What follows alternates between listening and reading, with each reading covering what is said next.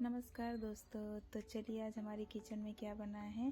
तो देखिए ये एकदम ही सॉफ्ट स्पंजी सैंडविच ढोकला, जो कि एकदम ही खाने में स्वादिष्ट और एकदम ही अलग है। तो आप इस तरह से मेरी वीडियो को देखकर ज़रूर बनाइएगा। तो सबसे पहले हम ले लेंगे वाइट कलर की उड़द दाल, पोहा, और ये देखिए हमने ले लिया है चावल। इसे हमने करीबन 7 से 8 घंटे भिगोने के बाद एक मिक्सी जार में इसे अच्छे से पीस लिया है।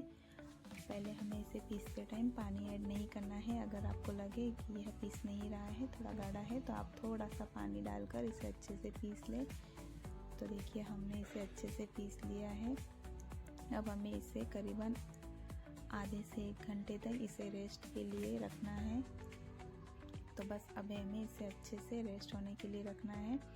तो बस अब हमें ग्रीन चटनी के लिए हमने अदरक ले लिया, हरी मिर्च, हरा धनिया, और ये हमने ले लिया है पुदीना, और इसमें कुछ मसाले होंगे ऐड करने हैं। तो सबसे पहले हम लेंगे तिल, वाइट वाला तिल, ज़ीरा, ये आलू भुजिया लिया है, ये हमने थोड़ी सी चीनी ले ली है, और ये हमने ले लिया है सिंगदाना।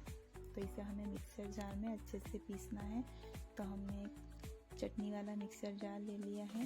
तो सबसे पहले हम इसमें हरी मिर्च लेंगे।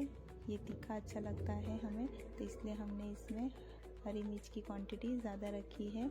अदरक, ज़ीरा, सिंगदाना, और ये वाइट तिल, और ये हमने ऐड कर लिया है चीनी।